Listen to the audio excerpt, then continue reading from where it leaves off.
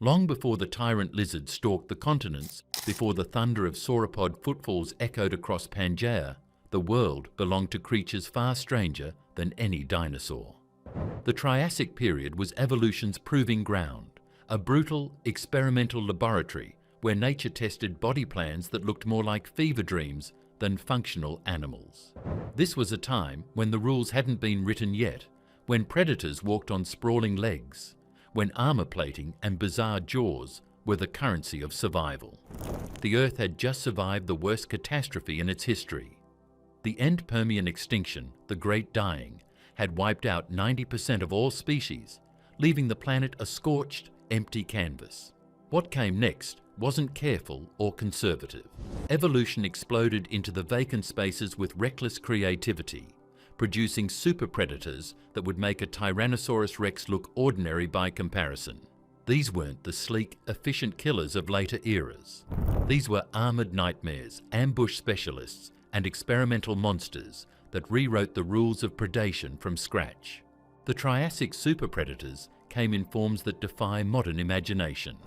There were crocodile-like reptiles with serrated teeth longer than kitchen knives. There were amphibians the size of cars with heads shaped like toilet seats. There were armored fish eaters with skulls built like battle axes, and strange sailing reptiles that dominated coastlines with hunting strategies never seen before or since. Each one was a response to a world still reeling from disaster, still figuring out what life could become. What makes these creatures feel unreal isn't just their appearance, it's the sheer audacity of their designs. Modern predators follow patterns we recognize: pursuit hunters, like wolves; ambush specialists, like crocodiles; pack coordinators, like orcas. But Triassic super predators broke every template. They experimented with body shapes that shouldn't work, hunting methods that seem impractical, and survival strategies that look like evolutionary gambling. Yet these creatures thrived for millions of years, proving that nature's first drafts can be just as successful as its refined masterpieces. The fossil record of these animals reads like a horror anthology. Excavation sites across Germany, South Africa, China, and the American Southwest have unearthed skeletons so bizarre that scientists initially thought they were assembled incorrectly. Jaws that opened wider than seemed possible. Teeth arranged in patterns that made no mechanical sense. Limbs positioned at angles that defied locomotion physics.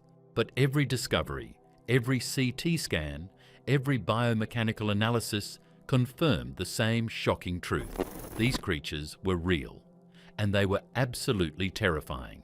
Understanding Triassic super predators means understanding a world utterly alien to our own. The climate swung between extremes. Monsoons battered the coasts while deserts expanded inland. Oxygen levels fluctuated wildly. The continents were still fused into the supercontinent Pangaea, creating inland regions so vast that rain never reached them, and coastlines so long that entire ecosystems evolved in isolation. In this chaotic environment, predators couldn't rely on tried-and-true strategies. They had to innovate or die. These weren't just random experiments in lethality. They were sophisticated killing machines adapted to specific niches. Some dominated rivers and lakes, using crocodilian ambush tactics refined to perfection.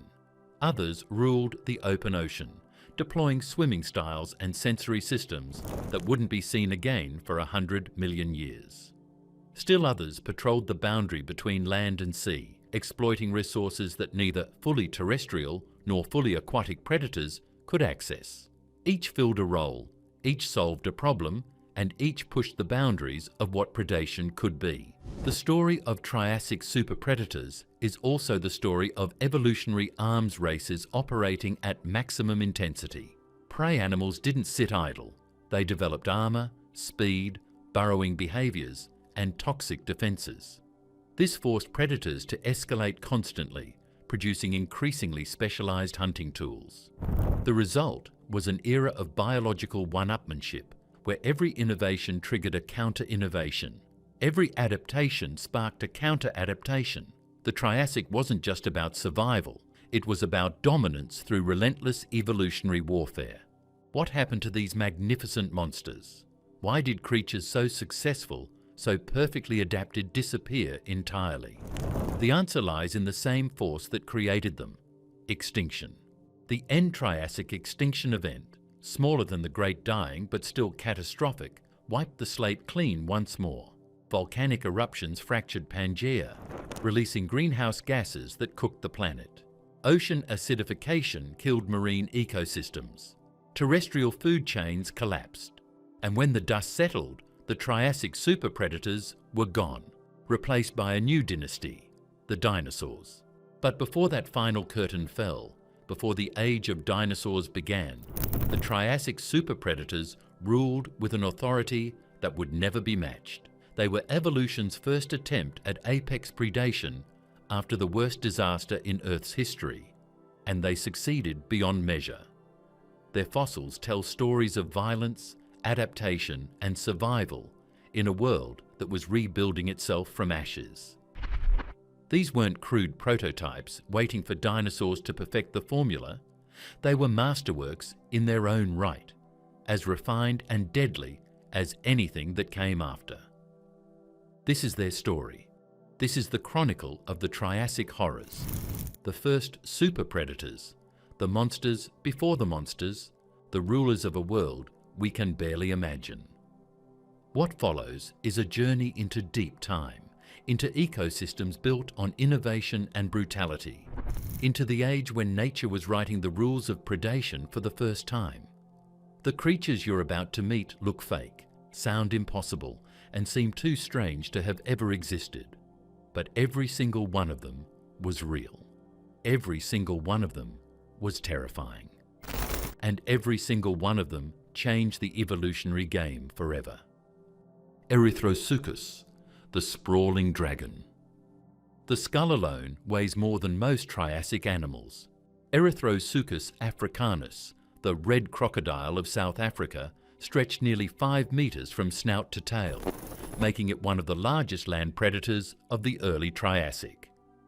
Its head was disproportionately massive, accounting for nearly a third of its body length, lined with curved, serrated teeth designed for one purpose: tearing chunks from prey too large to swallow whole. This wasn't a sleek pursuit predator. This was a walking siege weapon. Discovered in the Karoo Basin of South Africa during expeditions in the early 20th century, Erythrosuchus fossils revealed an animal that looked more like a dragon than a dinosaur. Its limbs sprawled outward from its body like a modern crocodile's, giving it a low, wide stance that seemed inefficient for a land hunter. Yet biomechanical studies show this posture was perfectly suited for ambush attacks.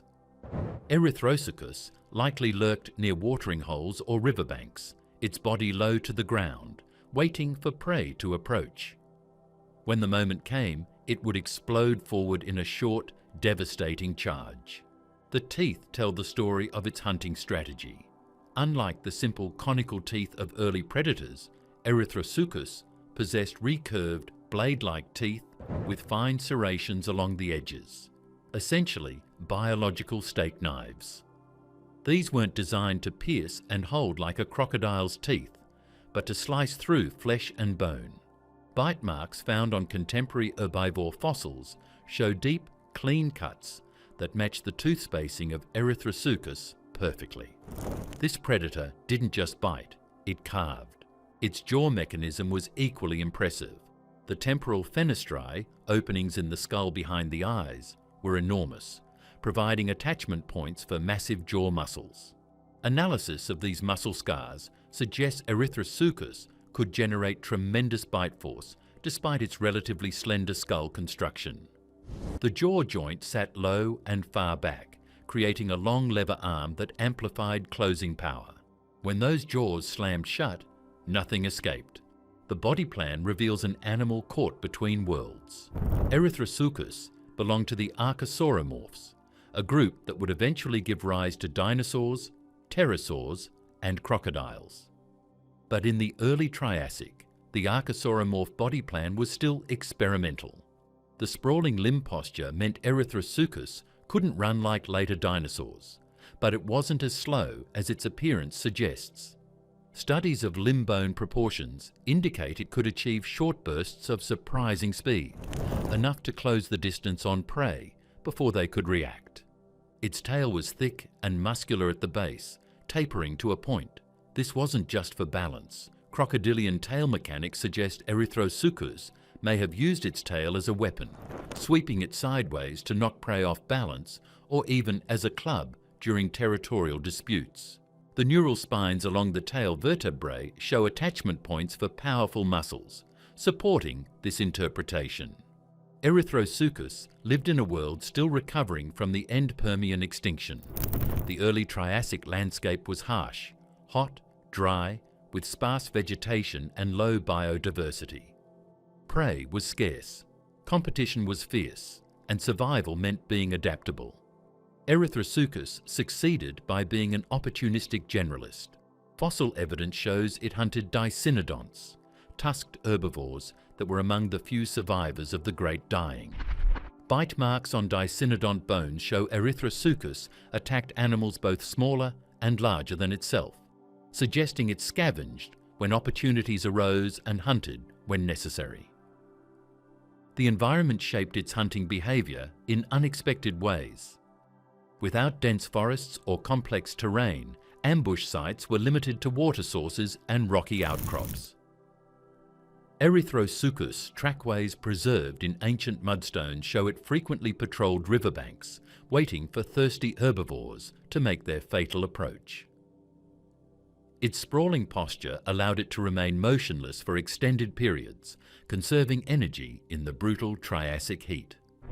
Sexual dimorphism in Erythrosuchus remains debated, but some specimens show more robust skulls and heavier jaw attachments than others. This suggests males may have used their massive heads in display or combat. Headbutting or jaw wrestling contests would have helped establish dominance without risking serious injury, a strategy seen in modern crocodilians and some monitor lizards. Growth patterns revealed through bone histology show Erythrosuchus grew rapidly during its early years, then slowed considerably as it reached adult size. This suggests a life history strategy focused on reaching dominant size quickly, then maintaining that size through adulthood. The larger specimens likely held territories along prime hunting grounds, driving off smaller individuals and monopolizing access to prey. The downfall of Erythrosuchus came not from competition, but from climate shift. As the Middle Triassic progressed, environments became more humid and ecosystems more complex. New predator groups, particularly the early dinosauromorphs and larger archosaurs, began experimenting with upright postures that allowed sustained locomotion. Erythrosuchus, locked into its sprawling stance, couldn't compete with these more efficient hunters. By the end of the Middle Triassic, it was extinct. But for millions of years, Erythrosuchus was the undisputed apex predator of southern Pangaea. Its fossils remain some of the most impressive carnivore specimens from the Triassic, showcasing a design that balanced power, efficiency, and brutal effectiveness. This wasn't a dinosaur, wasn't a crocodile, it was something entirely its own. A sprawling dragon that ruled the early Triassic world with teeth like knives and jaws like a bear trap. In the post-apocalyptic landscape of the Great Dying's aftermath, Erythrosuchus proved that survival belonged not to the swift or the graceful, but to the strong and the patient. Mastodonsaurus, the amphibian monster. Imagine a skull nearly 1.5 meters long, wider than a grown human is tall, lined with interlocking fangs that formed a biological bear trap. Mastodonsaurus giganteus was the largest temnospondyle amphibian ever to walk, or rather crawl, the earth. This wasn't some harmless salamander scaled up. This was an apex predator that patrolled Triassic rivers and lakes with the authority of a modern crocodile, hunting anything unlucky enough to enter its domain. Discovered in Germany's Middle Triassic deposits during the 19th century, Mastodonsaurus initially confused paleontologists. The skull was so massive, so heavily built that early researchers assumed it belonged to a dinosaur or marine reptile. Only when complete skeletons were uncovered did the truth emerge. This monster was an amphibian, a distant relative of frogs and salamanders, but built on a scale that dwarfed anything in the modern world. The skull shape is what makes Mastodonsaurus immediately recognizable. Broad and flat, shaped like a parabolic shield, it featured enormous eye sockets positioned on top, perfect for lurking just below the water's surface while scanning for prey above. The snout was rounded and blunt, housing massive tooth sockets along the upper jaw. But the truly bizarre feature was the lower jaw, which featured two massive fangs that protruded upward through holes in the upper jaw when the mouth closed. These fangs grew so large in some individuals that they created permanent openings in the skull, a feature called palatal fenestrae. This dental arrangement wasn't decorative. Mastodonsaurus used these interlocking fangs like a cage, trapping prey between upper and lower teeth with no possibility of escape. Fish, smaller amphibians, early reptiles, anything that swam, waded, or drank at the water's edge was potential prey. The fangs were recurved and sharp, designed not to crush, but to pierce and hold. Once caught, prey was dragged underwater and drowned, then swallowed whole or torn into manageable pieces.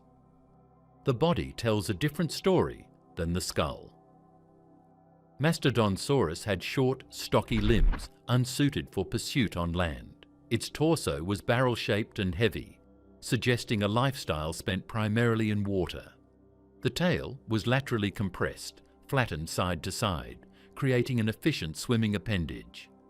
Undulating tail movements would have propelled Mastodonsaurus through murky Triassic waters with surprising speed, while the limbs served mainly as stabilizers or anchors. Fossil sites in Germany, Poland, and Russia have yielded dozens of Mastodonsaurus specimens, some showing remarkable preservation of soft tissue outlines. These impressions reveal lateral line systems, sensory organs that detect vibrations in water running along the body. This sensory network allowed Mastodonsaurus to hunt in complete darkness or turbid water, sensing the movements of prey from meters away. Combined with its patient ambush strategy, this made it nearly impossible to evade. The environment Mastodonsaurus inhabited was vastly different from modern ecosystems. Middle Triassic Europe was a landscape of braided river systems, shallow lakes, and seasonal floodplains. Monsoon rains created temporary wetlands that teemed with life during wet seasons, then dried to cracked mud during droughts. Mastodonsaurus thrived in this boom and bust cycle by being an opportunistic feeder. During wet seasons, it gorged on abundant prey. During droughts, it likely estivated, burrowing into mud and entering a state of dormancy until rains returned. Evidence for this behavior comes from fossilized burrows found in association with Mastodonsaurus remains. These burrows show smooth, body-sized tunnels leading down into paleosol layers, with scratch marks from limbs visible along the walls. Modern lungfish and some salamanders use identical strategies to survive dry periods, suggesting Mastodonsaurus retained this ancestral amphibian trait even at gigantic size. Growth patterns in Mastodonsaurus reveal it took decades to reach maximum size. Bone histology shows widely spaced growth lines, indicating slow but steady growth throughout life. Unlike modern amphibians that stop growing at maturity, Mastodonsaurus continued adding size throughout its lifespan, a trait called indeterminate growth. The largest individuals were likely very old, possibly exceeding 50 years, making them long-lived apex predators that dominated their territories for decades. Competition existed, but Mastodonsaurus held advantages. Early archosaurs and therocephalians competed for similar prey, but few could match the amphibian's aquatic prowess. In water, Mastodonsaurus was king. Its combination of size, sensory capabilities, and devastating bite made it untouchable. On land, it was vulnerable, slow, awkward, easy prey for terrestrial predators.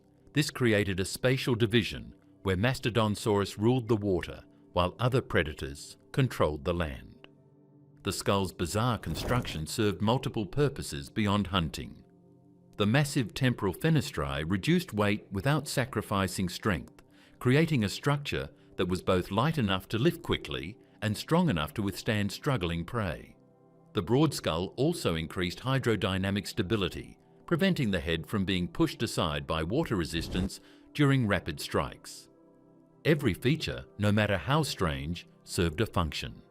Reproduction in Mastodonsaurus remains poorly understood, but evidence from related temnospondyls suggests it laid eggs in water, similar to modern frogs. Juveniles would have been vulnerable to predation, including from adult Mastodonsaurus. Cannibalism is common in large amphibian predators. Growth from tadpole-like larvae to massive adults would have taken years, with juveniles occupying different ecological niches than adults to avoid competition. The end for Mastodonsaurus came with environmental change. As the Triassic progressed, climate stabilised and seasonal extremes moderated.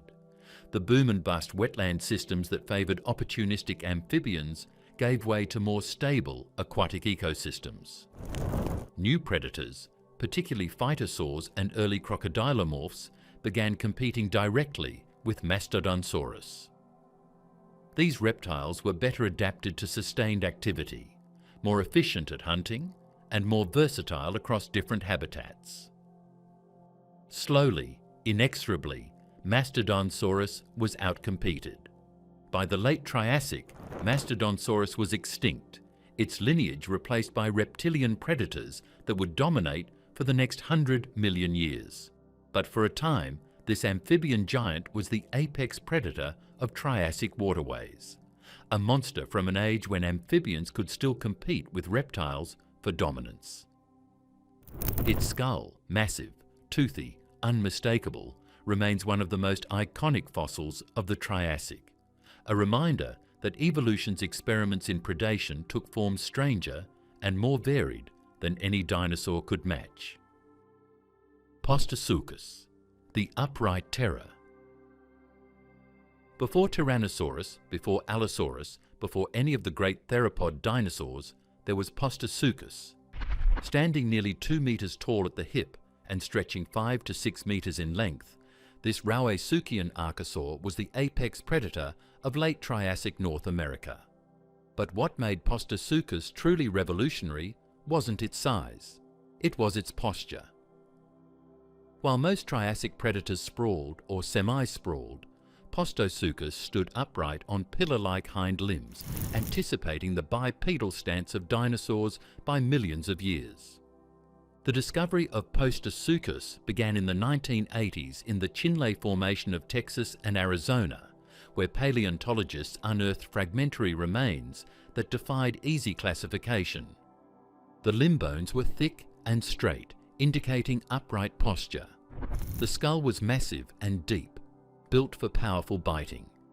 The teeth were blade-like and serrated, designed for slicing flesh. Initially, some researchers thought they'd found an early theropod dinosaur. Only detailed anatomical analysis revealed the truth. This was a Rauisuchian, a member of a predatory archosaur group that independently evolved many dinosaur-like features. The skull of Postosuchus was a masterpiece of predatory engineering. Deep and narrow, it housed massive jaw muscles that attached to tall sagittal crests running along the top. These crests provided leverage for extraordinary bite force. Biomechanical models suggest Postosuchus could bite with pressure exceeding most dinosaurs of comparable size. The teeth were laterally compressed and recurved, with fine serrations that created a cutting edge capable of slicing through hide and muscle with each bite. This wasn't a bone crusher, it was a flesh ripper. The jaw joint sat level with the tooth row, creating a slicing bite rather than a crushing one. When Postosuchus closed its jaws, The teeth sheared past each other like scissors, maximising cutting efficiency. Bite marks on contemporary herbivore bones show characteristic V-shaped grooves that match Postosuchus tooth spacing perfectly. This predator didn't need to hold and tear like a crocodile. It sliced off chunks with surgical precision. The body plan reveals the true innovation.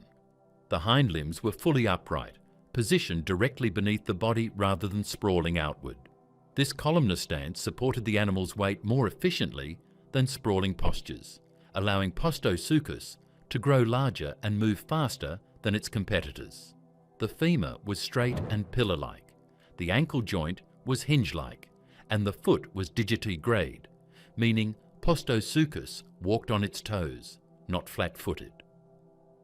These features are identical to those seen in theropod dinosaurs, representing remarkable evolutionary convergence. The forelimbs tell a different story. They were much shorter than the hind limbs and more lightly built, suggesting Postosuchus was functionally bipedal, or at least could rear up on its hind legs during attacks. The hands retained sharp claws and grasping fingers, useful for manipulating prey or perhaps for combat with rivals. But the primary killing tools were clearly the jaws. The forelimbs were secondary weapons at best. Trackways attributed to Rauisuchians show a narrow gait with the footprints falling nearly in a straight line. Exactly what you'd expect from an animal with an upright bipedal or semi-bipedal stance. These trackways also show evidence of speed. Long stride lengths and shallow impressions indicate Postosuchus could move with considerable velocity when hunting or pursuing prey. While not as fast as later theropods, it was likely the fastest large predator of its time. The environment of late Triassic North America was a patchwork of river systems, floodplains, and seasonal forests. The Chinle Formation preserves an ecosystem in transition, where archaic Triassic groups mixed with emerging dinosaur lineages. Postosuchus sat at the top of this food web, hunting the large herbivorous etosaurs and dicynodonts that dominated the landscape. Its upright posture gave it an energy efficiency advantage. It could patrol larger territories and pursue prey over longer distances than sprawling predators. Competition came from other Rauisuchians, early dinosaurs, and large phytosaurs in aquatic environments. But Postosuchus held the terrestrial apex predator niche firmly. Its combination of size, bite force, and efficient locomotion made it unmatched on land.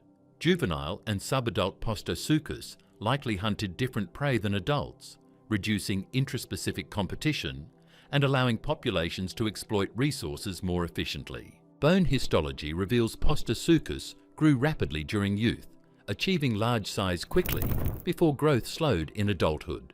This fast growth strategy is similar to that seen in dinosaurs and mammals, rather than the slow, steady growth of most reptiles. The implication is striking. Postosuchus may have had elevated metabolic rates compared to other Triassic reptiles, supporting its active lifestyle and dominant position in the ecosystem. The armour plating along the back, called osteoderms, provided both protection and display function. These bony scutes ran in two parallel rows down the spine, creating a ridge that would have been visible from a distance. In combat or threat displays, Postosuchus could have arched its back to emphasise this armour, making itself appear larger and more formidable. The osteoderms also protected the spine from bites during intraspecific combat or attacks from above. Social behaviour remains speculative, but the discovery of multiple Postosuchus individuals in single bone beds suggests possible social tolerance or even group living. Whether this represents true pack behaviour or simply aggregation around resources is unknown, but the possibility of cooperative hunting in such an advanced predator is tantalising. Modern crocodilians occasionally cooperate during feeding, suggesting the capacity for social behaviour exists in archosaurs. The extinction of Postosuchus came suddenly with the end Triassic extinction event, triggered by massive volcanic eruptions as Pangaea began to rift apart. The same catastrophe that killed Postosuchus opened ecological space for dinosaurs to diversify and dominate.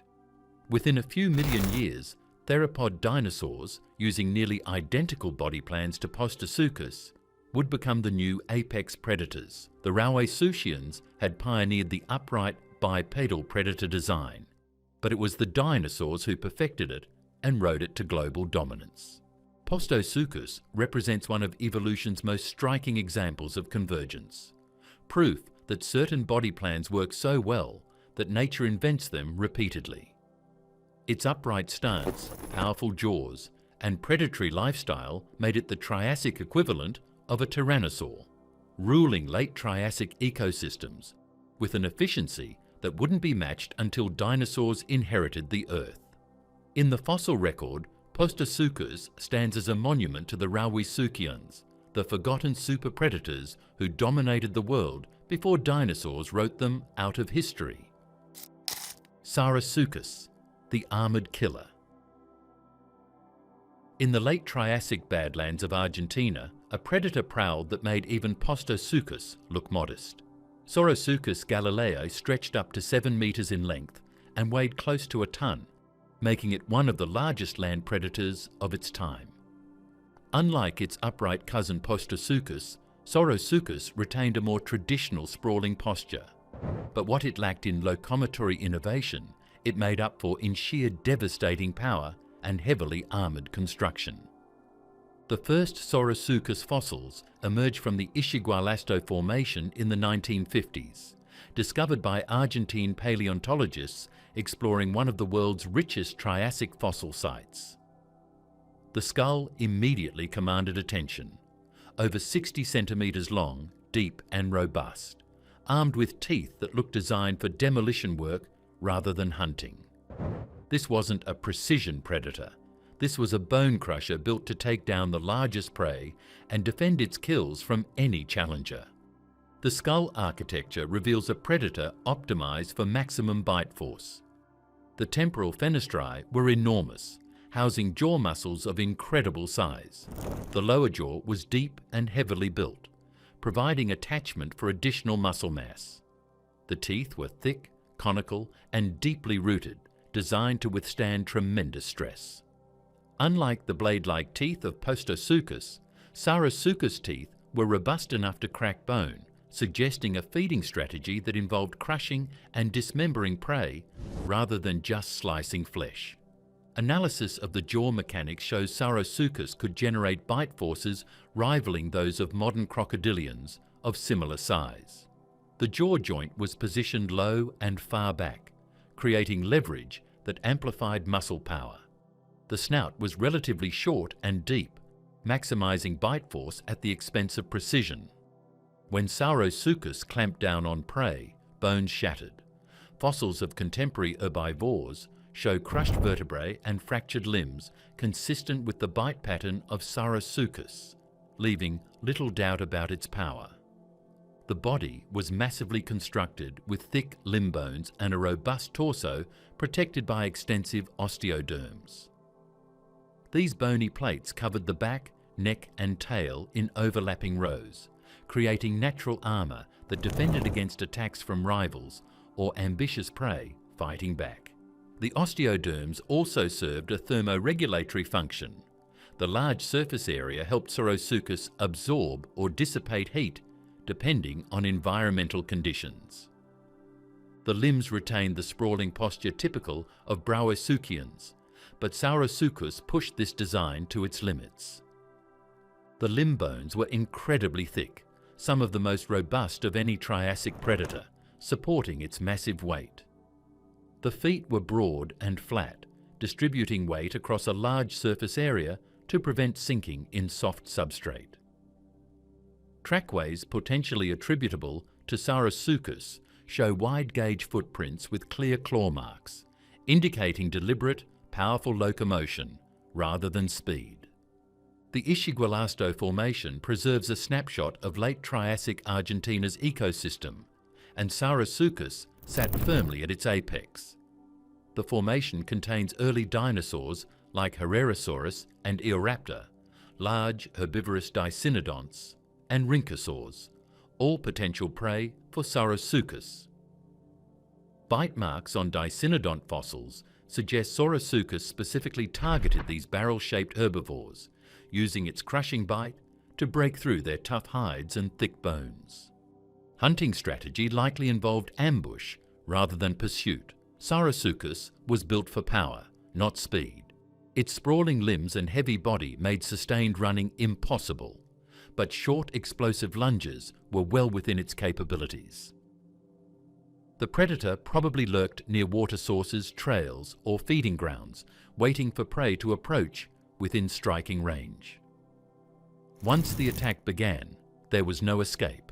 Saurosuchus would clamp down with bone-shattering force and simply hold on until the prey succumbed.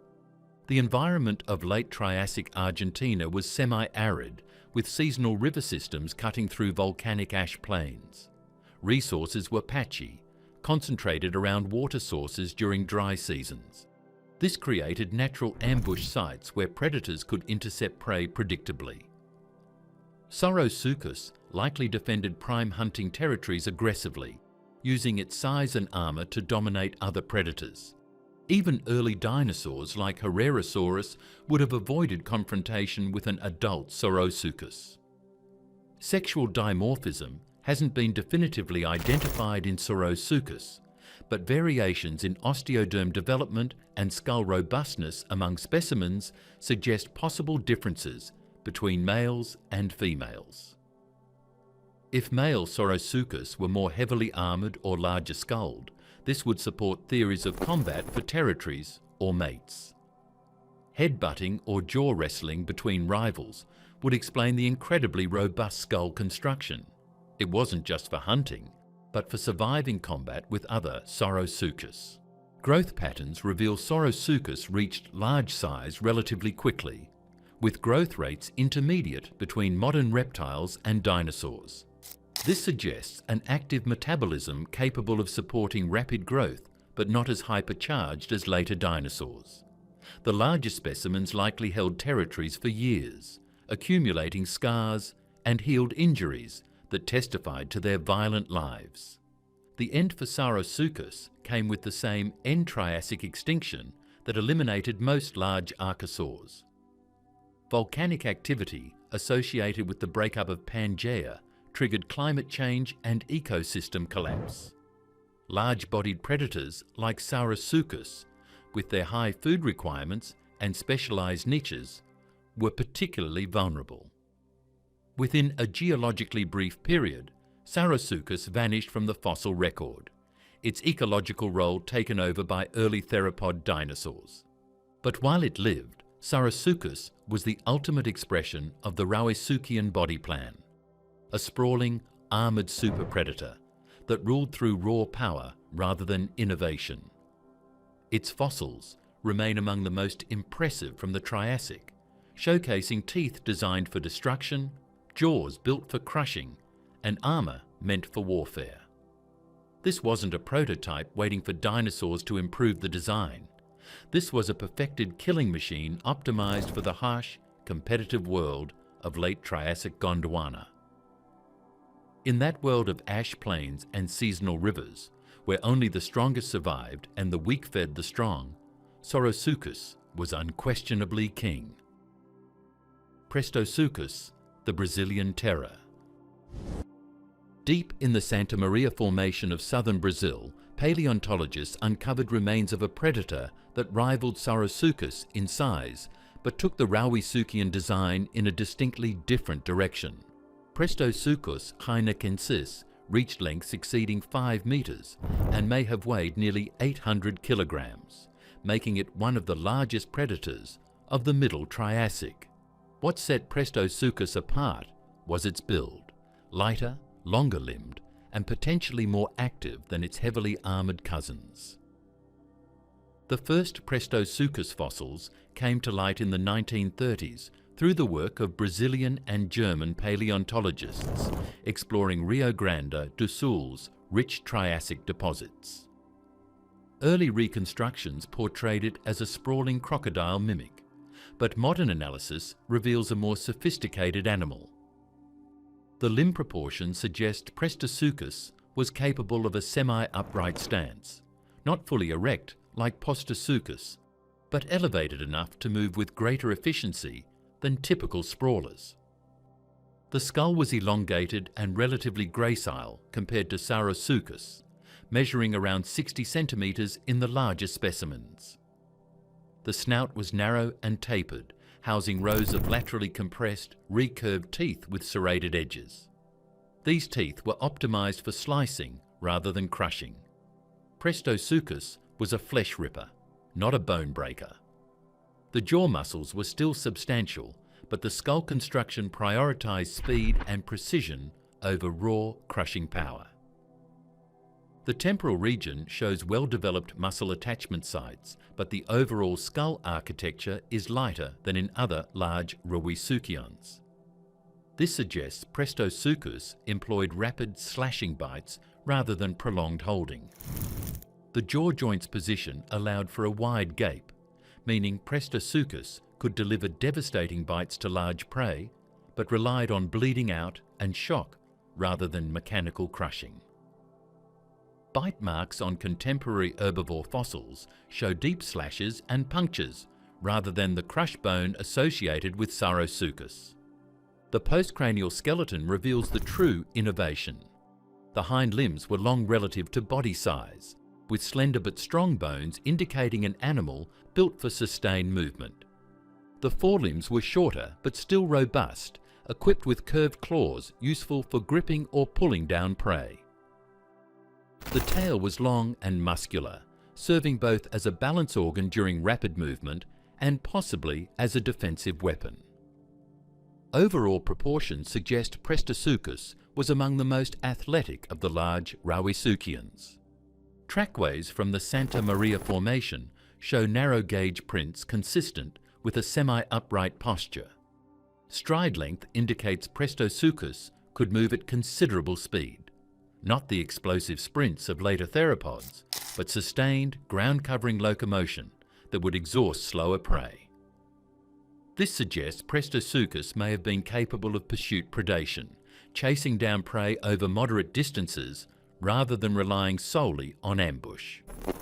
The Middle Triassic environment of southern Brazil was dramatically different from the late Triassic settings where other Rauisuchians lived. The Santa Maria Formation preserves river systems, floodplain forests, and open woodland habitats with moderate rainfall and diverse vegetation. This was a productive ecosystem supporting large populations of herbivorous cynodonts, rhynchosaurs, and dicynodonts. For an active predator like Prestosuchus, this abundance created opportunities for regular hunting. Prey selection is likely focused on medium to large herbivores.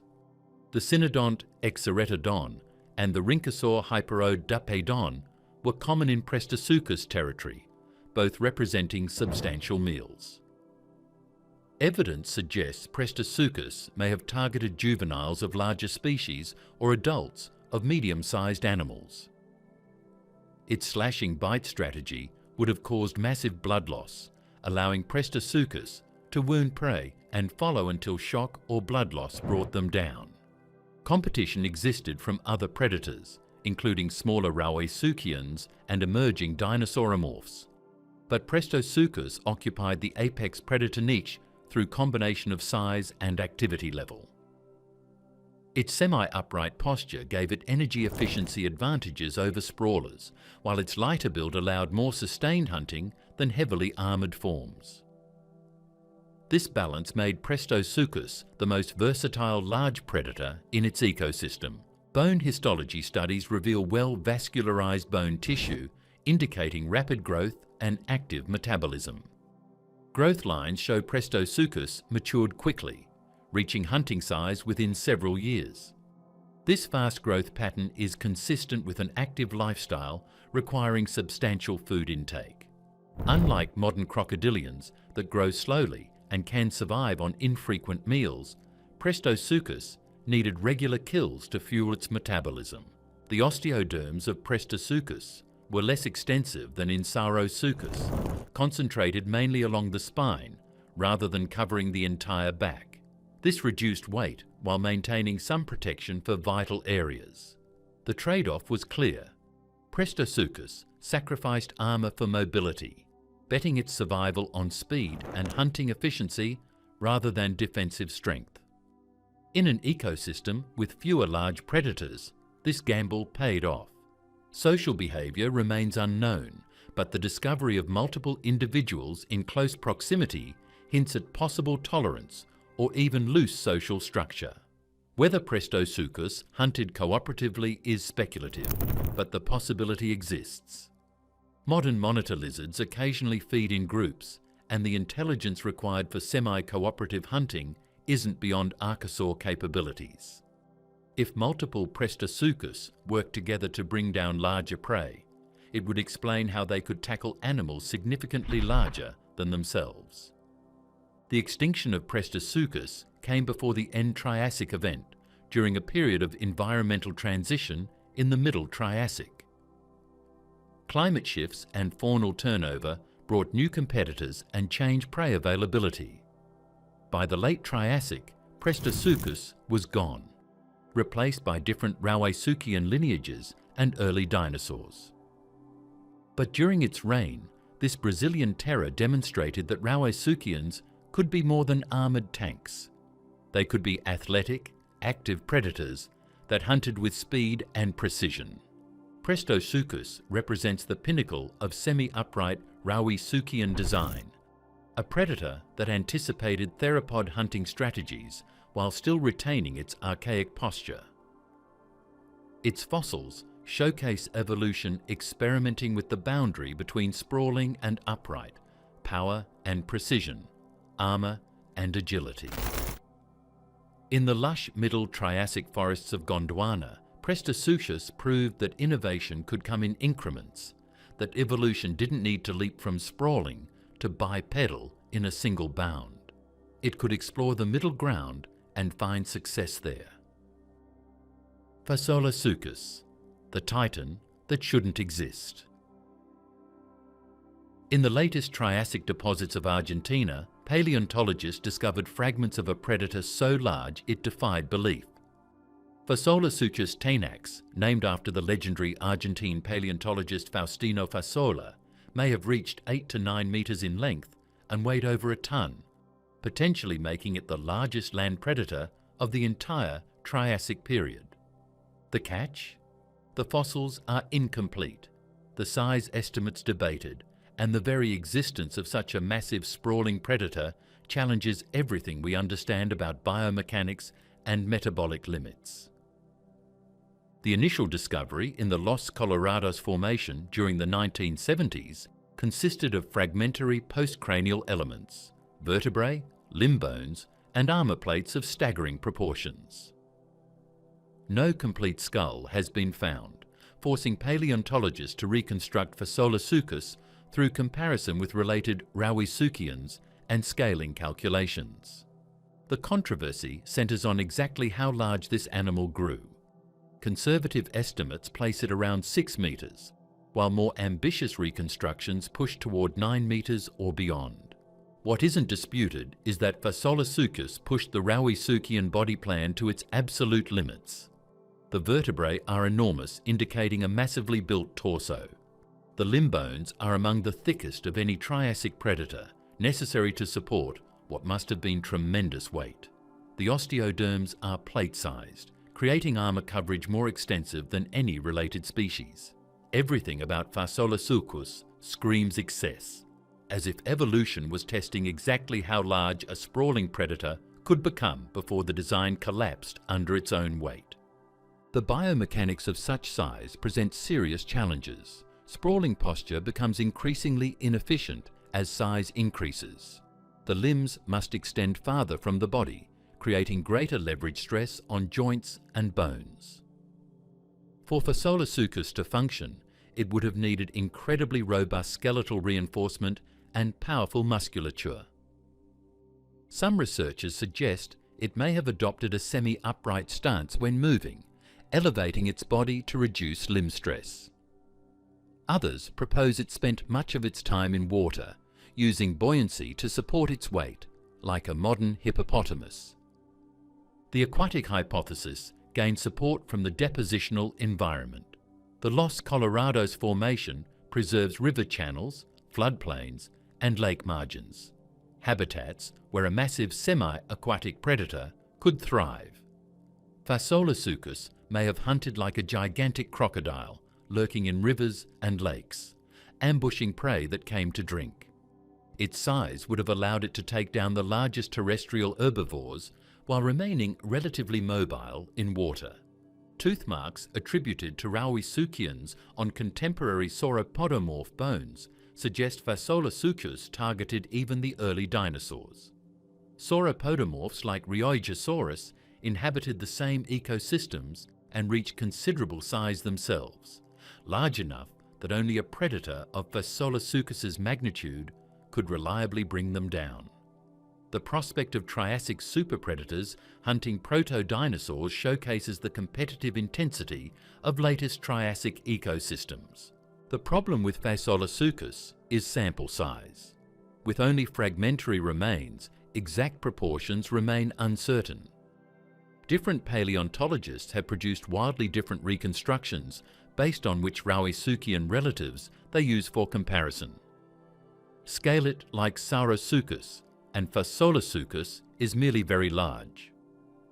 Scale it like the more elongated Prestosuchus, and it becomes gigantic. Until more complete specimens emerge, the true size of Fasolasuchus remains one of paleontology's tantalizing mysteries. What we can say with confidence is that Fasolasuchus represents the endpoint of Rauisuchian evolution, the final, desperate attempt of the lineage to maintain dominance through sheer size as dinosaurs rose to prominence.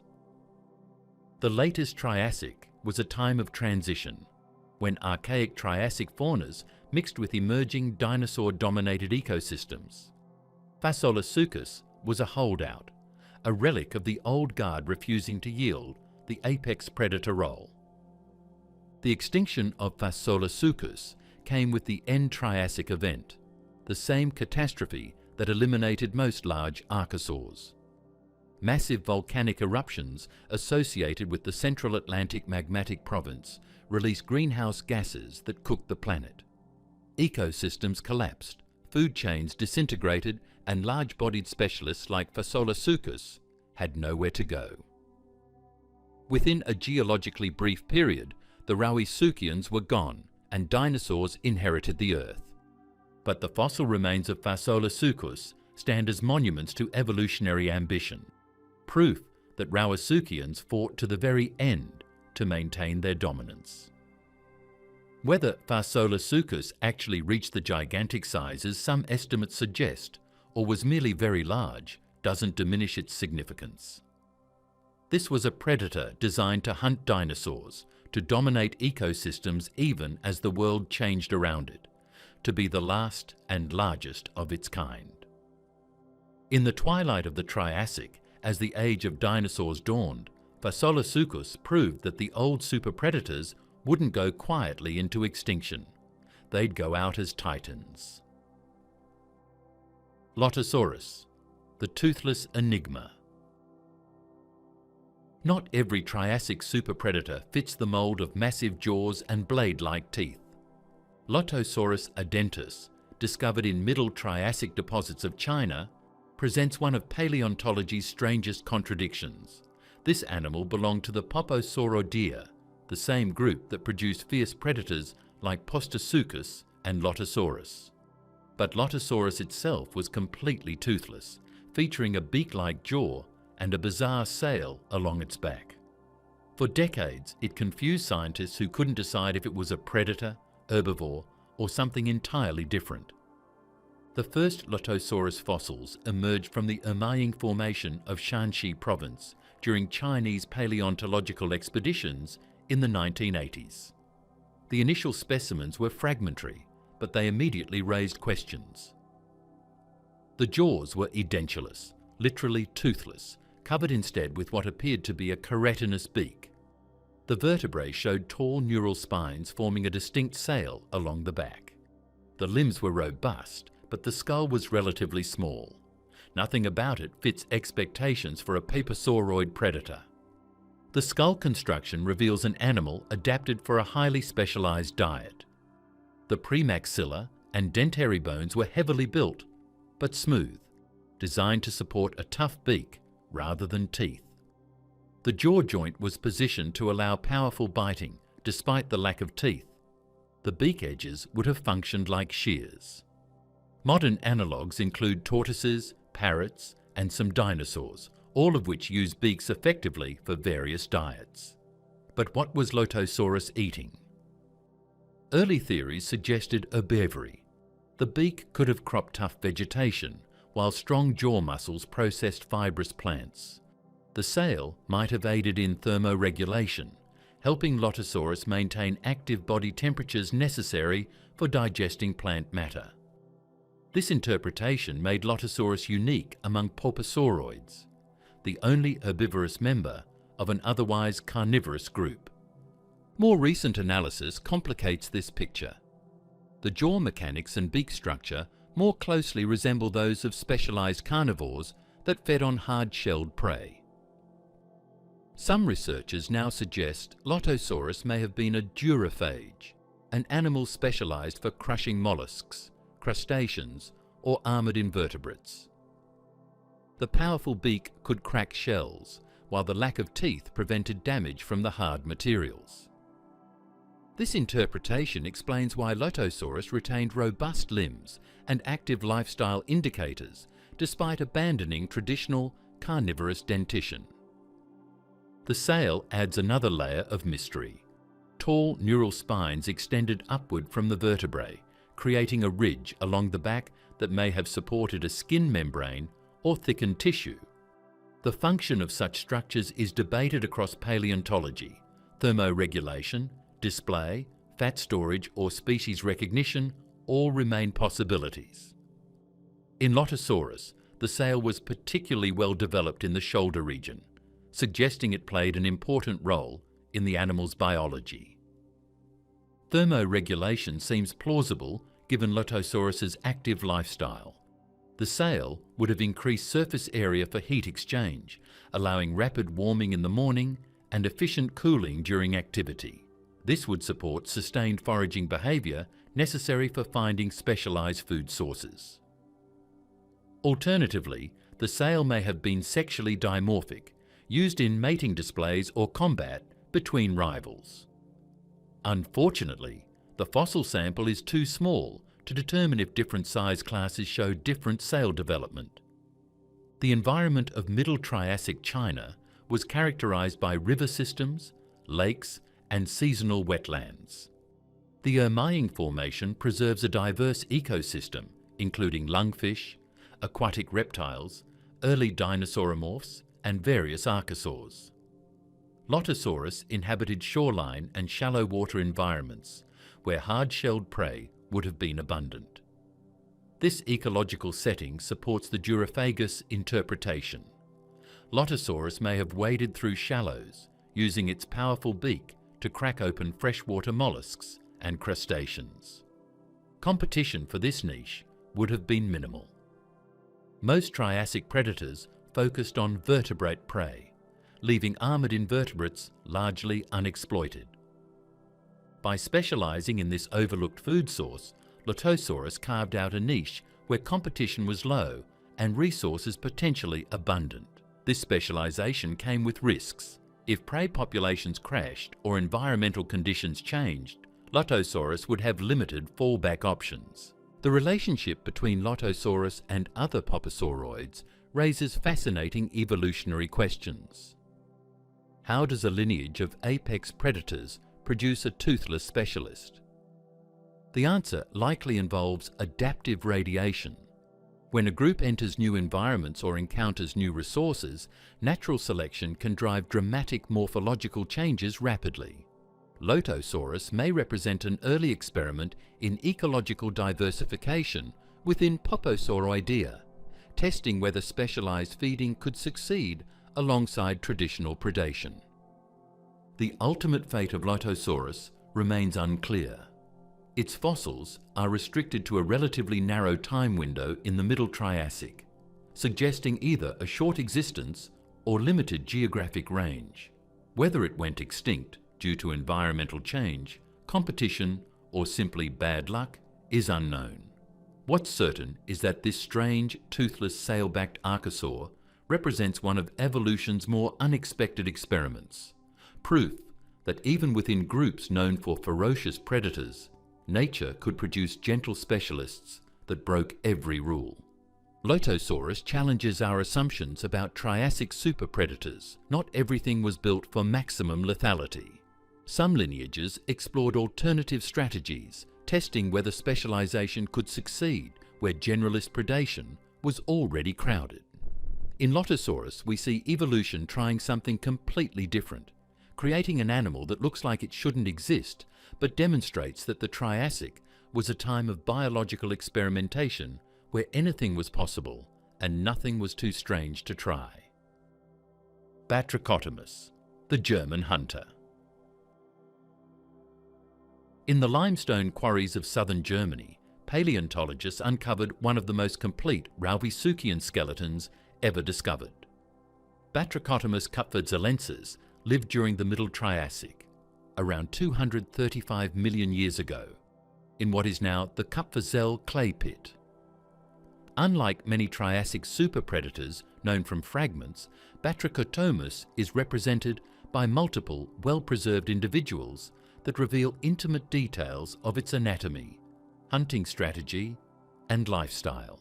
The discovery of Batrachotomus began in the 1970s, when quarry workers extracting limestone for construction stumbled upon fossil-rich deposits. Systematic excavation by teams from the Stuttgart State Museum of Natural History revealed complete skeletons in extraordinary preservation. These fossils captured Batrachotomus in 3 dimensions, bones still articulated, providing a window into Middle Triassic Germany unmatched elsewhere. Batrachotomus reached about 6 meters in length, making it a formidable but not gigantic predator. What it lacked in maximum size, it compensated with sophisticated design. The skull was deep and robust, housing blade-like teeth designed for precision cutting. The limbs show progressive movement toward upright posture, not fully erect like Postosuchus, but elevated enough to suggest improved locomotory efficiency. The tail was long and muscular, serving both balance and possibly defensive functions. The skull reveals a predator optimized for delivering powerful, rapid bites. The temporal fenestrae were large, housing substantial jaw muscles. The teeth were recurved, serrated, and laterally compressed, designed to slice through flesh and saw through bone. The jaw joint's placement allowed for both wide gaping and powerful closure, combining reach with bite force. Batrachotomus could grab struggling prey with its front teeth while using back teeth to saw through tissue, maximizing damage with each bite. The postcranial skeleton shows numerous innovations.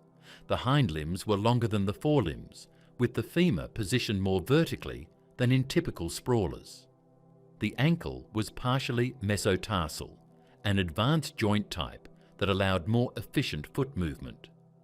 The digits were arranged with reduced inner toes and emphasized outer toes, indicating Batrachotomus walked on its toes rather than flat-footed. These features all point toward improved locomotory efficiency and potentially higher activity levels. Trackways from the Kupferzell deposits show narrow-gauge prints consistent with a semi-erect gait.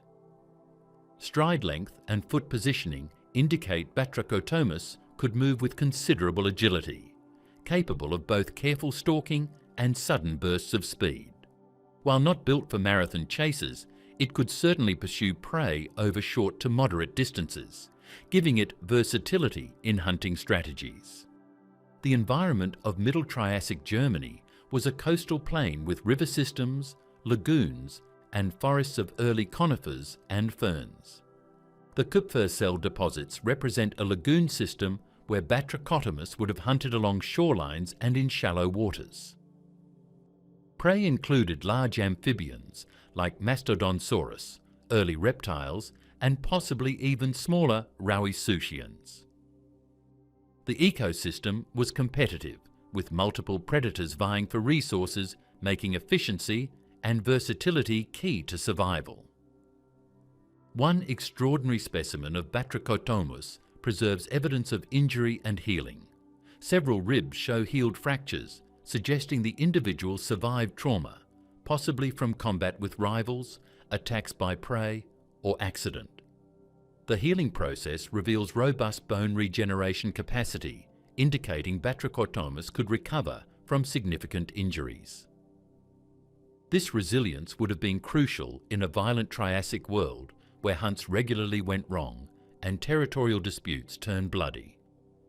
Another specimen shows pathological bone growth, possibly from infection or repetitive stress injury. The affected limb bone shows thickening and irregular growth patterns where the body attempted to reinforce a damaged area. The fact that this animal survived long enough for such healing to occur demonstrates that Batrachotomus wasn't living on the edge. It had sufficient resources and safety to recover from injuries that would have killed less capable predators. The osteoderms of Batrachotomus were well developed, but not as extensive as in heavily armoured forms like Saurosuchus. They formed two parallel rows along the back, providing protection for the spine, while keeping overall weight manageable. This balance between defence and mobility reflects Batrachotomus's hunting strategy. It needed protection from rivals, but couldn't afford the weight penalty of full body armour. Growth patterns visible in bone histology reveal rapid early growth followed by slower maturation. Batrachotomus reached hunting size relatively quickly, achieving independence from parental care within several years. Maximum size was reached in early adulthood, after which growth essentially stopped. This determinate growth pattern differs from the indeterminate growth of crocodilians and suggests Batrachotomus had more regulated development similar to dinosaurs and mammals. The extinction of Batrachotomus came with environmental changes in the late Middle Triassic. Climate shifts and faunal turnover brought new competitors and changed prey availability. By the late Triassic, Batrachotomus was extinct, its ecological role filled by different Rauisuchian lineages. But the exceptional preservation of its fossils ensures Batrachotomus remains one of the best understood Triassic superpredators, a reference point for understanding the entire group. Batrachotomus represents Rauisuchian evolution at its most balanced, not the largest, not the most heavily armed, but optimized for efficiency and versatility. Its fossils showcase a predator that succeeded through sophisticated design rather than raw power, that adapted to competitive environments through improvement rather than escalation. In the quarries of southern Germany, frozen in limestone for 235 million years, Batrachotomus waits as a monument to evolutionary refinement, proof that sometimes the best predator isn't the biggest or strongest, but the one that does everything well enough to survive. Terratosaurus, the misunderstood monster. Few Triassic predators have caused more confusion than Terratosaurus suevicus. Discovered in Germany in the 19th century, this animal was initially described as a massive carnivorous dinosaur, the terror of the Triassic. Only decades later did paleontologists realize their mistake. Terratosaurus wasn't a dinosaur at all, but a Rauisuchian archosaur. The subsequent taxonomic chaos, with various specimens assigned, reassigned, and removed from the genus, turned Terratosaurus into one of paleontology's most problematic taxa. Yet beneath the confusion lies a real animal, a genuine superpredator whose true identity remains tantalizingly unclear. The original Terratosaurus material consisted of fragmentary remains from the Lowenstein Formation of Baden-Württemberg, Germany, dating to the late Triassic. Early paleontologists, working before the Rauisuchian group was properly understood, saw large, carnivorous teeth and assumed dinosaurs. The name Terratosaurus, monster lizard, reflected Victorian fascination with prehistoric giants. For decades, it was illustrated in books and museums as one of the first great carnivorous dinosaurs, a Triassic equivalent of Allosaurus. The truth proved more complicated. As understanding of Archosaur evolution improved, researchers realized the Terratosaurus teeth and bones more closely resembled Rauisuchians than theropod dinosaurs. This sparked a complete re-evaluation. Many specimens previously called Terratosaurus were reassigned to other genera. Some turned out to be from different animals entirely. The Terratosaurus skeleton in the Stuttgart Museum was eventually renamed Batrachotomus. The taxonomic mess seemed unsalvageable. Modern consensus treats Terratosaurus as a questionable genus, possibly valid but requiring better material for definitive identification. The original teeth are likely from a large Rauisuchian, making Terratosaurus a real animal, just not the one early paleontologists imagined. The confusion underscores a larger problem in Triassic paleontology. Fragmentary fossils, overlapping time periods, and poorly understood evolutionary relationships create fertile ground for misidentification. What can be said about the real Terratosaurus? The teeth are large, recurved and serrated, consistent with an apex predator. Size estimates based on tooth dimensions suggest an animal approaching 6 meters in length, comparable to other large Rauisuchians. The geological formation where it was found preserves a late Triassic ecosystem similar to those where other Rauisuchians thrived, suggesting Terratosaurus filled a familiar ecological role: ambush predator targeting large herbivores near water sources. The late Triassic environment of southern Germany consisted of river valleys, floodplains, and seasonal forests under a warm, seasonal climate. This was prime Rauisuchian territory, and whatever Terratosaurus actually was, it would have competed with phytosaurs for aquatic prey while hunting terrestrial herbivores on land. The fragmentary nature of the fossils suggests Terratosaurus remains were transported and scattered by water before fossilization, a common fate for large predators whose carcasses were scavenged and disarticulated. The Terratosaurus confusion highlights how much remains unknown about Triassic predators. For every well-preserved specimen like Batrachotomus, there are dozens of fragmentary remains that resist clear identification. These fragments represent real animals, predators that lived, hunted and died. But their stories remain locked behind insufficient evidence. Terratosaurus stands for all these unnamed, uncertain creatures, the predators we know existed but cannot fully define. One intriguing possibility is that Terratosaurus represents a distinct Rauisuchian lineage not yet recognized from better material. The teeth show subtle differences from other known genera, suggesting morphological diversity within late Triassic predator guilds. If true, Terratosaurus hints at unexplored variety in Rauisuchian evolution, ecological roles we haven't discovered, hunting strategies we haven't imagined. The cautionary tale of Terratosaurus extends beyond taxonomy. It reminds us that scientific understanding evolves, that early interpretations often prove wrong, and that humility is essential when reconstructing ancient worlds from fragmentary evidence. The Victorian paleontologists who described Terratosaurus as a dinosaur weren't stupid. They were working with limited information and incomplete frameworks. Modern paleontologists make similar mistakes, hopefully corrected by future generations with better data. The extinction of whatever Terratosaurus actually was came with the end Triassic event, like virtually all large Rauisuchians.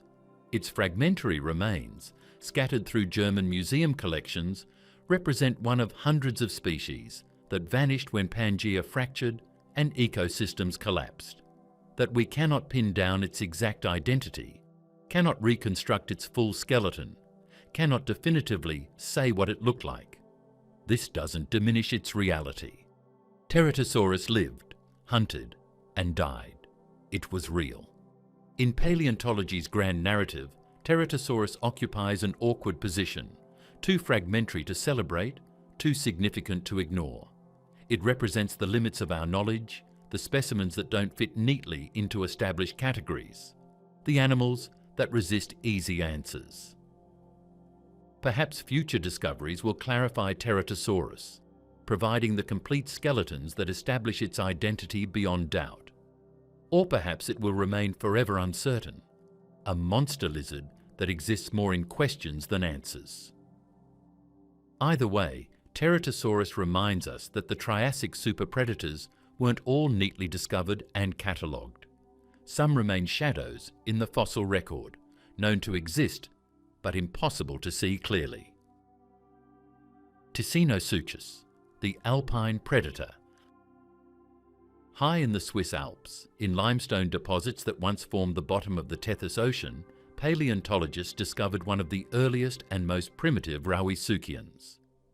Ticinosuchus ferox lived during the Middle Triassic, around 241 million years ago, making it one of the first members of the group that would produce Triassic superpredators.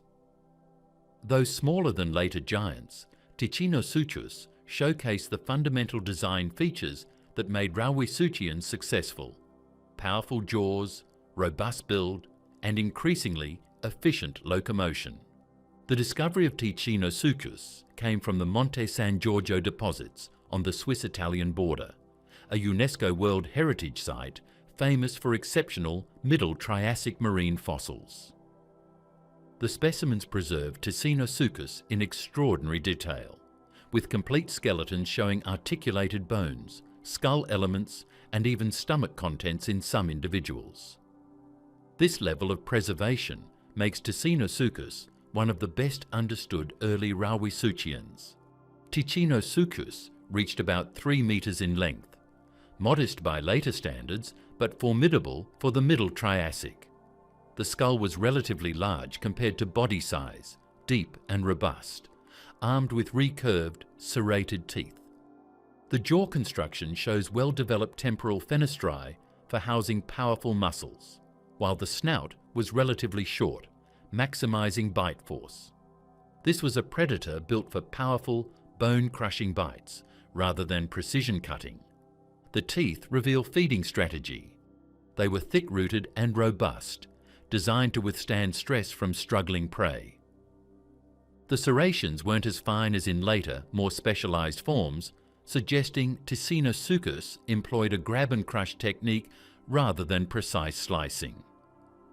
Stomach contents preserved in some specimens include fish remains and smaller reptile bones, confirming carnivory and showing Ticinosuchus hunted diverse prey. The postcranial skeleton shows a transitional condition between primitive archosaurs and later Rauisuchians. The limbs were still somewhat sprawling, but showed signs of elevation. The hind limbs could support the body in a semi-erect posture when needed. The tail was long and muscular, comprising nearly half the total body length. The ribcage was barrel-shaped and deep, suggesting powerful body musculature used in swimming or terrestrial locomotion. Monte San Giorgio during the Middle Triassic was a subtropical lagoon system surrounded by islands and shallow seas. The environment teemed with marine life, fish, marine reptiles, cephalopods, but also supported terrestrial communities on nearby islands. Ticinosuchus occupied an ecological position between land and sea, hunting in shallow waters and along shorelines while also venturing onto land. This versatility gave it access to diverse prey sources. Trackways potentially attributable to Ticinosuchus show both swimming strokes and terrestrial locomotion patterns. In water, it used lateral body undulation combined with limb paddling, similar to modern crocodiles. On land, it could adopt a semi-erect gait for more efficient movement. This amphibious capability made Ticinosuchus a versatile predator capable of exploiting resources across multiple habitats. Competition came from other predators, including early marine reptiles and larger fish, but Ticinosuchus held advantages in shallow water environments. Its limbs allowed terrestrial escape routes unavailable to purely aquatic predators, while its swimming ability let it pursue prey into water where terrestrial predators couldn't follow. This ecological flexibility proved key to survival in competitive Middle Triassic ecosystems. One remarkable specimen preserves evidence of scavenging behaviour. The stomach contents include partially digested bones from a much larger animal, suggesting Ticinosuchus fed on a carcass too large to have killed itself. This opportunistic feeding, combining active hunting with scavenging, demonstrates behavioural flexibility that contributed to Rauisuchian success. Being able to switch between strategies depending on opportunity meant more consistent food access. Growth patterns revealed through bone histology show Ticinosuchus grew steadily but not explosively. Growth rates were intermediate between modern reptiles and fast-growing dinosaurs, suggesting moderately elevated metabolism. The bone tissue shows good vascularization, indicating active lifestyle with substantial blood supply to support muscle function. This physiological evidence supports reconstructions of Ticinosuchus as an active, energetic predator rather than a sluggish sit-and-wait hunter. The osteoderms of Ticinosuchus were relatively simple, small oval plates arranged in rows along the back. These provided basic protection without adding excessive weight. For an amphibious predator, streamlining was more important than heavy armour, and Ticinosuchus balanced these competing demands effectively. The extinction of Ticinosuchus came with faunal turnover in the late Middle Triassic, when marine ecosystems underwent significant changes. Sea levels fluctuated, climate patterns shifted, and new predator groups emerged. By the late Triassic, Ticinosuchus was gone, replaced by more specialised physicians that pushed the body plan in different directions, some toward full terrestrial existence, others toward larger size and greater power. Ticinosuchus represents the ancestral Rauisuchian condition, the base form from which later specialists evolved. Its fossils show evolution in progress, a lineage experimenting with improvements that would eventually produce apex predators like Postosuchus and Saurosuchus. In the alpine limestone where it fossilized, Ticinosuchus remains frozen as a snapshot of Rauisuchian origins, proof that every dynasty begins modestly before evolution refines it toward dominance. Rauisuchus, the Brazilian giant. In the same Santa Maria formation that yielded Prestosuchus, paleontologists discovered fragments of an even larger predator. Rauisuchus tiradentes, named after Brazilian paleontologist Wilhelm Rau, may have approached or even exceeded 8 meters in length, rivaling the largest Rauisuchians from anywhere in the world. The fossils are frustratingly incomplete, but what exists suggests a predator of extraordinary proportions, a Brazilian giant that ruled late Triassic South America. The first Rauisuchus material came to light in the 1940s through Brazilian paleontological surveys. The initial remains consisted of massive vertebrae, fragmentary skull elements, and robust limb bones that immediately indicated enormous size. Attempts to reconstruct the complete animal have been hampered by incomplete material, but comparisons with better-known Rauisuchians allow reasonable size estimates. The vertebrae are among the most impressive elements. Individual vertebrae exceed 30 centimeters in length, with tall, neural spines indicating powerful back musculature. The centra are deeply amphicoelous, concave on both ends, a feature that provides flexibility while maintaining strength. The neural spines show extensive muscle attachment rugosities, suggesting back muscles capable of generating tremendous force during lateral movements. Skull fragments reveal robust construction with thick bone and deep jaw elements. The teeth, though fragmentary, are large and robust with heavy enamel and coarse serrations. These were designed for maximum durability, teeth that could withstand repeated stress from struggling prey without breaking. The temporal region shows muscle attachment sites comparable to the largest Rauisuchians, indicating devastating bite force. The limbs present biomechanical puzzles.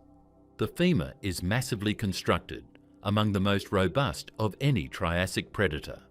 The thickness suggests incredible weight-bearing requirements, raising questions about locomotion.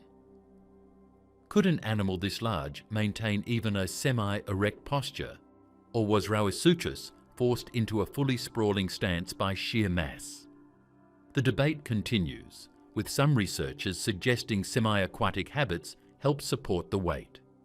The environment of late Triassic Brazil included extensive river systems, floodplains, and seasonal forests. The Santa Maria Formation preserves diverse fauna, including early dinosaurs, large herbivorous dicynodonts, and various archosaurs.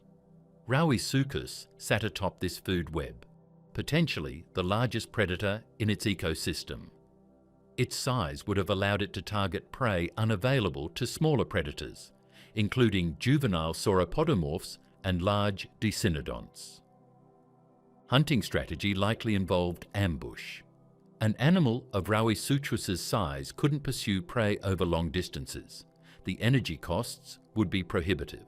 Instead, it probably lurked near water sources or along game trails, using its massive jaws to deliver crippling bites.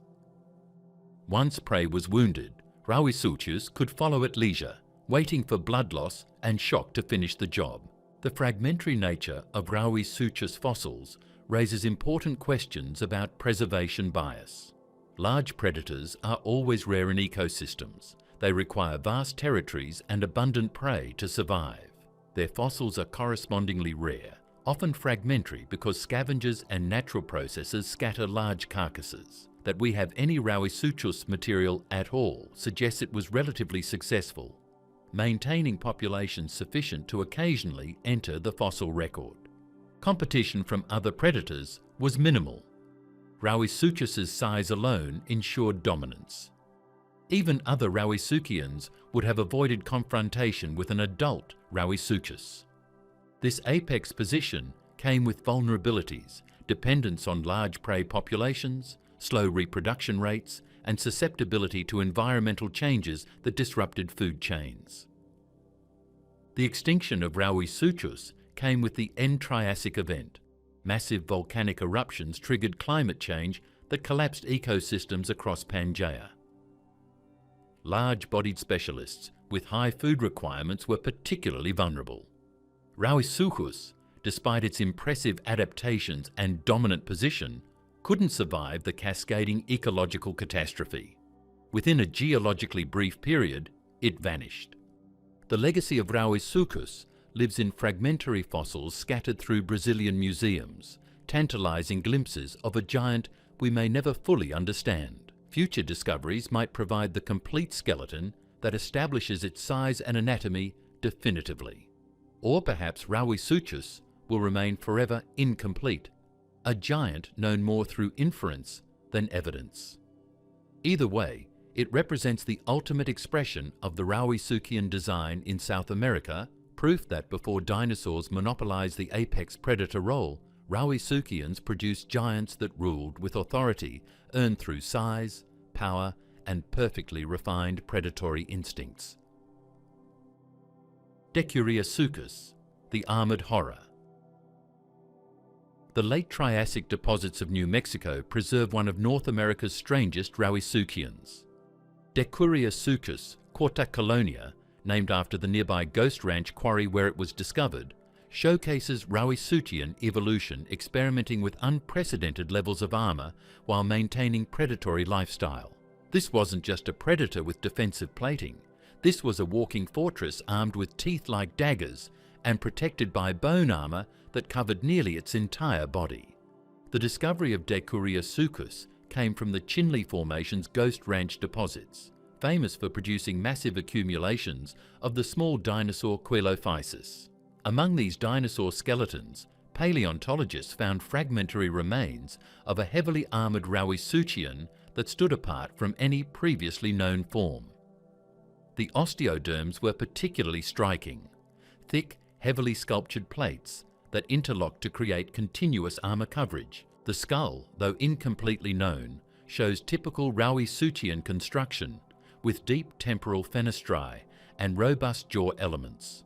The teeth were blade-like and recurved with fine serrations, designed for precision cutting rather than crushing. This suggests Decoriasuchus maintained active predation despite its heavy armor. The defensive plating wasn't compensation for reduced hunting ability, but additional protection for an already effective killer. The osteoderms tell the real story. Unlike other Rauisuchians where armor was concentrated along the spine, Decoriasuchus developed extensive coverage extending down the sides and potentially onto the limbs. Individual plates were thick and heavily ornamented with ridges, pits, and keels that increased structural strength while adding minimal weight. The interlocking design created flexible armor that moved with the body rather than restricting motion. The function of such extensive armor raises questions. Rauisuchians were already apex predators. What threats justified this level of protection? Several possibilities exist. Intraspecific combat between Decoriasuchus individuals may have been particularly violent, with armor protecting vital areas during territorial disputes. Alternatively, changing ecosystems with more dangerous prey or emerging competitor predators might have been selected for increased defense. The environment of late Triassic New Mexico was semi-arid, with seasonal river systems cutting through volcanic ash plains. The Ghost Ranch deposits preserve evidence of catastrophic mass death events, possibly droughts that concentrated animals around shrinking water sources where they died en masse. Decoriasuchus would have patrolled these resource-limited landscapes where competition was fierce and defensive capability could mean survival. Biomechanical analysis suggests the armor came with trade-offs. The additional weight would have reduced speed and agility, making Decoriasuchus slower than unarmored Rauisuchians of similar size. This suggests it relied more on ambush than pursuit, using its powerful jaws to deliver devastating first strikes that crippled prey immediately. The armor then protected it during the struggle as wounded prey fought back. One remarkable aspect is how the armor was distributed. The heaviest plates protected the neck, shoulders, and spine, areas most vulnerable during combat or predator attacks. The sides had lighter, more flexible plates that allowed body movement for swimming or running. The tail showed progressively smaller plates toward the tip, maintaining flexibility for balance and possibly defensive lashing. This graduated design shows sophisticated engineering, maximizing protection where needed while minimizing weight penalties. Growth patterns in the osteoderms reveal they developed early in life and continued growing throughout the animal's lifespan. Juvenile Decoriasuchus would have had thinner, simpler plates that thickened and became more sculptured with age. This ontogenetic armor development meant adults were far better protected than juveniles, potentially allowing age-based social hierarchies where the most armored individuals dominated territories. Competition in the Chinle ecosystem came from other Rauisuchians, early dinosaurs, and large phytosaurs. Decoriasuchus carved its niche through defensive specialization. It could hunt in contested areas where other predators risked injury, relying on armor to survive encounters that would cripple unprotected hunters. This allowed access to prey resources in dangerous locations other predators avoided. The extinction of Decoriasuchus came with the end Triassic event. Its specialized armor, evolved for specific competitive pressures, couldn't save it from ecosystem collapse. When volcanic eruptions triggered climate change and food chains disintegrated, armor became irrelevant. Decoriasuchus vanished along with the ecosystems it dominated, its heavily plated remains preserved in the Ghost Ranch bone beds as monuments to evolutionary arms races that ultimately couldn't prevent extinction. Decoriasuchus represents an evolutionary extreme. proof that Rauisuchians could push defensive adaptations to levels rivaling ankylosaurs while maintaining active predatory lifestyles. Its fossils showcase evolution responding to intense competitive pressure by layering protection onto already formidable hunters, creating armoured horrors that dominate through combination of offence and defence. In the late Triassic badlands of North America, Decoriasuchus proved that sometimes the best predator isn't the fastest or strongest, but the one armoured well enough to survive every fight it picks. Arizonaosaurus, the sailing predator. In the Middle Triassic Moenkopi Formation of Arizona, paleontologists discovered one of the strangest Rauisuchian relatives. Arizonasaurus barbiti wasn't a true Rauisuchian, but belonged to a related group called Ticinosaurisids, sail-backed archosaurs that experimented with bizarre body plans long before Rauisuchians achieved their apex predator dominance.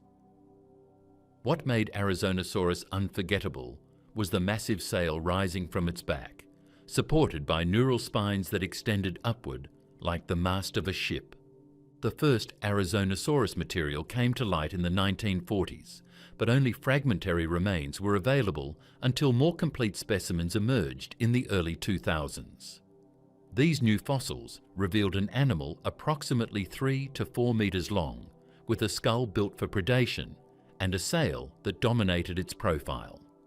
The neural spines extended upward from the vertebrae, some reaching lengths exceeding 50 centimeters, creating a structure that made the animal appear far larger than its actual mass.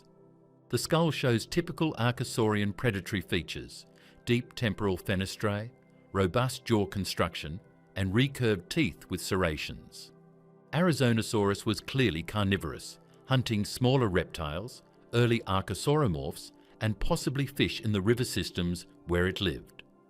The teeth weren't as specialized as in later Rauisuchians, suggesting Arizonasaurus was a generalist predator rather than a highly specialized hunter. The sail is what demands explanation. Tall neural spines created a structure that would have supported either a thick skin membrane, fatty tissue, or thickened skin ridge. The function of such sails in extinct animals remains debated, with thermoregulation, display, and fat storage all proposed. In Arizonasaurus, the sail's size and position suggest multiple functions.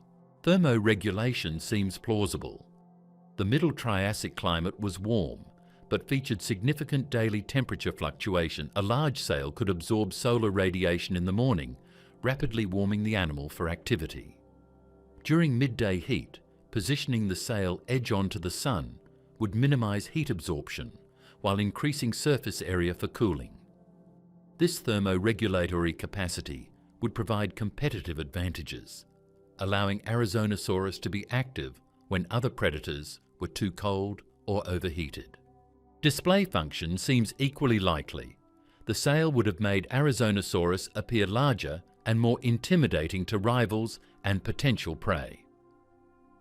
During mating season or territorial disputes, raising the sail and presenting it broadside would showcase the animal's size and health. Modern sailfin lizards use similar structures for exactly this purpose, suggesting the behavior has deep evolutionary roots. The environment of Middle Triassic Arizona was dramatically different from the modern desert. The Moenkopi Formation preserves coastal mudflats, river systems, and shallow marine environments under warm, seasonal climate. Arizonasaurus inhabited shoreline environments where it hunted amphibians, early reptiles, and fish. The sail's presence in an aquatic adjacent environment raises questions about hydrodynamics. Wouldn't a large sail create drag during swimming? The answer may lie in behavioral specialization. Arizonasaurus might have hunted primarily on land or in very shallow water where the sail didn't interfere with movement. When deeper swimming was necessary, the animal could potentially compress the sail tissue against the spine, reducing profile. Alternatively, Arizonasaurus may have simply avoided deep water, restricting its hunting to shoreline and terrestrial environments. Competition in the Moenkopi ecosystem came from other early archosauromorphs, large amphibians, and various reptilian predators. Arizonasaurus wasn't the apex predator. That role belonged to larger forms. Instead, it occupied a mid-tier predator niche, hunting smaller prey while avoiding confrontation with bigger hunters. The sail may have helped in this competitive landscape by making Arizonasaurus appear larger than its actual fighting weight, potentially deterring aggression from rivals. Growth patterns preserved in bone histology show Arizonasaurus grew relatively rapidly during youth, with growth slowing as the animal approached adult size. The neural spines grew disproportionately during development. Juveniles had smaller sails relative to body size, with the structure becoming more pronounced in adults. This ontogenetic pattern supports display function, as structures used in mating or territorial behaviour often develop fully only at maturity. The phylogenetic position of Arizonasaurus provides insights into archosaur evolution. Ticinosaurisids, like Arizonasaurus, represent an early experiment in archosaur body plans, testing whether sailback designs could succeed in competitive Triassic ecosystems. The group achieved moderate success during the Middle Triassic, but was ultimately outcompeted by more conventional forms. By the Late Triassic, Stanosaurisids were extinct, their niche filled by sailless archosaurs. The extinction of Arizonasaurus came with environmental changes in the Late Middle Triassic.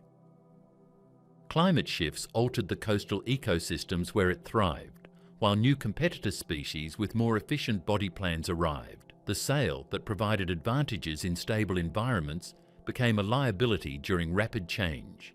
It couldn't be shed quickly, locked Arizonasaurus into specific behavioural patterns, and represented investment that couldn't be redirected to other adaptations. Arizonasaurus stands as a monument to evolutionary experimentation, proof that the road to apex predator dominance was paved with strange experiments, most of which failed. Its sail-backed design showcases evolution testing ideas that ultimately didn't lead anywhere, but worked well enough to persist for millions of years. In the fossil record of Arizona, Arizonasaurus remains frozen as a reminder that the Triassic superpredators weren't inevitable. They emerged from a landscape littered with experiments, alternatives, and dead ends, each testing whether strange could become successful.